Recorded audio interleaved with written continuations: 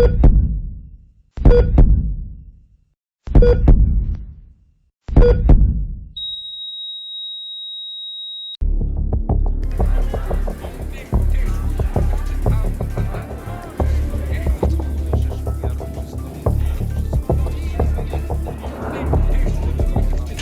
үзэгч танд яг одоо цаг үе цахим улс төрийн таймын шин дугаар хүрч байна. Би таймч Дүлгэн.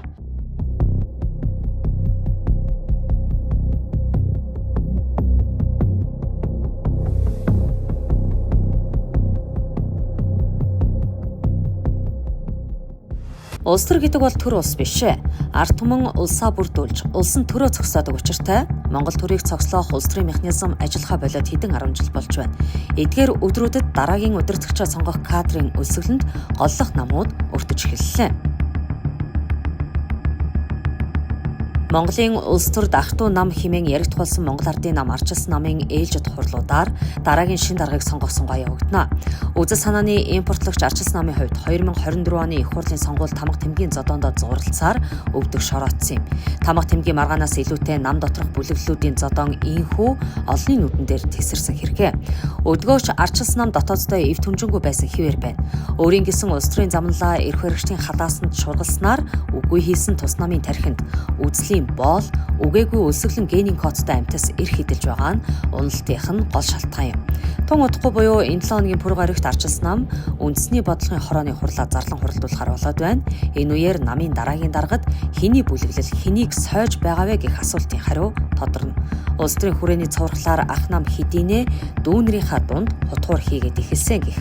Тэртээ тэргүй Монгол Ардын намын хутгуураас холдох заяагүй болсон арчилсан нам хуучин партизануудынхаа шуналд шургаж унаж байгаа нь бодит үнэн билээ.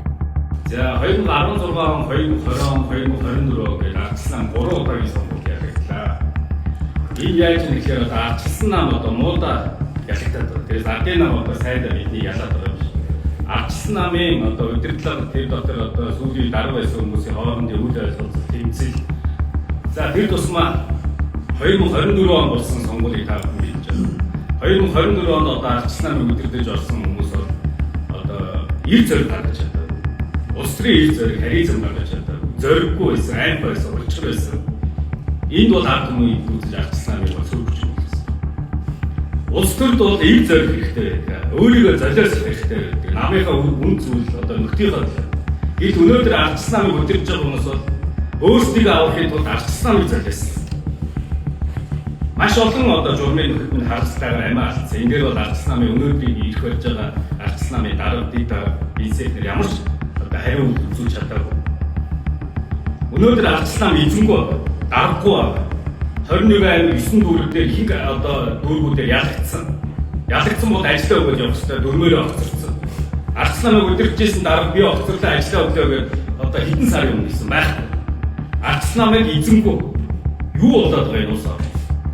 Өнөөдөр эдийн засгийн байдал ямар хүндэрч байна? Ерөнхий сайд хэлж байна. Энэ өвөл маш хүндэр нэ. Бензин түлшгүй болно. Захиргааны станцууд илэрсэн байж байна.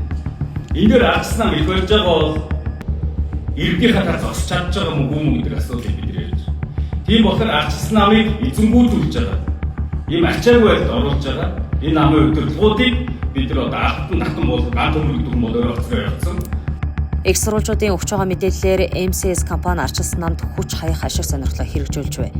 Эрх баригчдыг олон жил өгдсөн хөрөнгө оруулалтаа шинэ хуваарлалт хийн. Арчилсан намын дотор өөрсдийн нөлөөний конопнуудыг бэлтгэж эхэлсэн гэсэн үг. Тэдний дотор дотоо самбуу нарын хөөсөрсөн дөрүүд олон бий. Лууган төмрийн далбаандор намирдаг мэт төсөөлөгддөгч MCS анханасаа түүний ард байсан гэдгийг улс төр улам баталж байна.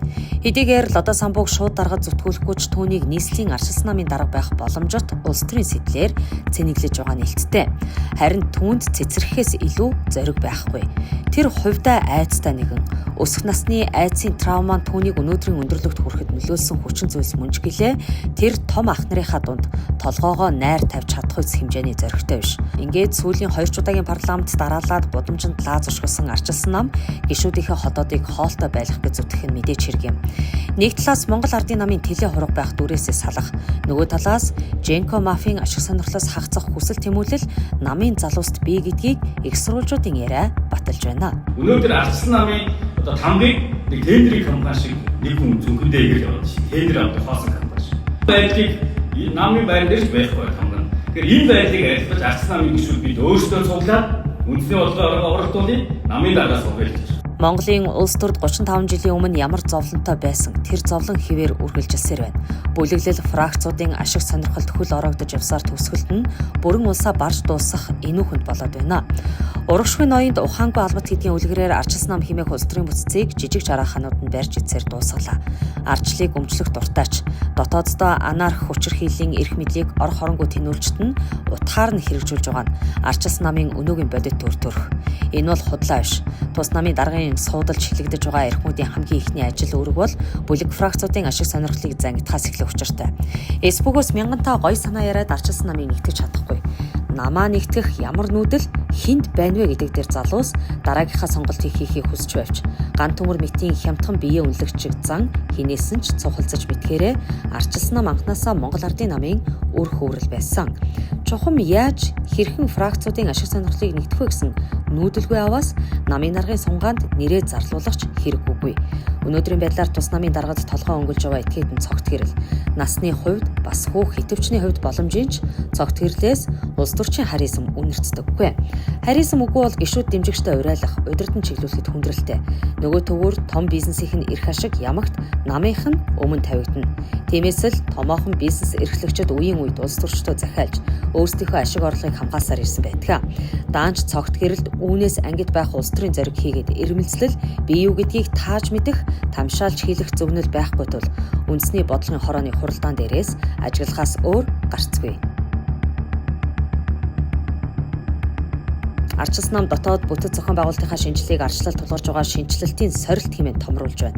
Үнэн хэрэгтээ үндэсний бодлогын хорооны гишүүдийн мэдэгдэж байгаа эдийн засаг, авилга, улс орны тогтвортой байдал зэрэг нэг тулгамдсан хөгжлийн гацаан 1989-1990 оноос хойш гачаалтсаар л ирсэн сэдвэ.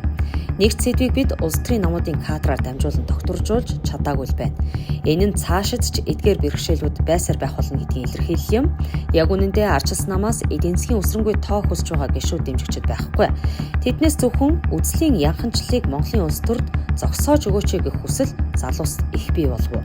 Намаас нам сэлгэх үзэгдлийг хэвшмэл үзэгдэл болтол нь ялзруулсан этгээдүүдийн нэгт Женко бүлэглэл бичигдэнэ. Баттуулгын ханад садашгүй генийг улсаараа тэтгэх ямар ч алба байхгүй. Тэр генийн ондоочлоо барьж чадахгүй тачаадаг шийтгээд цаг үргэлж Монгол түмний язгуур оршихуун өгөгдлийг үн цэнгүй болгохын төлөө улаар нь тэмцэгч нэгэн.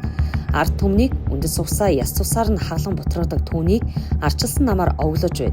Намын залуусынх нь огүйц цутгадагч хэн мөнгөө төлсөн нь хөгжмөө захиалдаг зарчмаар их цэвэрлэгэнд зоригдохгүй байгаа нь харамсалтай. Нэгэн цагт эвцэлтэн тэврэлдэж явснаа умартаад маргааш нь ар нуруугаа харалцсан Баттуулга элбэгдэрч нарын биеийн жижигч тал дүүрэн бичих санаархалтай этгээдүүд арчилсан намын харуулслын том дөрүүд болсоор байна. Тэдний хүсэл шунал арчилсан намын даргын сунгааны үеэр улам итгэвчих боллоо.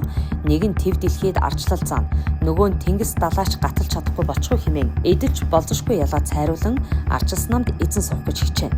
Өдгөө арчилсан намын олон залуус энэ хоёр этгээдээс уван цуван төрсөн гэмээр тэдний хүрээллээр нь нам нь буцчиж байгаа тохиолдолд хэрхэн шинжилэл хийж улс төрд эргэн эрэлт хийх вэ гэдэг хачаархмаар асуулт болж мэднэ. Бусад эмэгтэй горлогчдын хувьд улс төрийн намтартаал нэг сонгуулийн мэдээлэл нэмэлтээр бүртгүүлэхээс цаашгүй. Яагад гэвэл эмэгтэй удирдагчдаар удирдуулна гэдэг төсөөлөл арчилсан намд одоогоор алгаа. Харин эмэгтэйчүүд эрчүүдийн үнэнч нохой болж чадахын хувьд чадна. Тиймээс Монголын улс төрд голцоо өвгчүүдийн өвөр хэсүүжилж чаддаг эмс нь дээшээ гардаг жигшүүртэй хүний нөөцийн бодлогыг ч арчилсан нам ойрын 10 жилдээ цэгцэлж амжихгүй явдаг судал болох үзье. Цаг үе цахим улс төрийн таймын шинэ дугаартай хамт байсанд баярлалаа.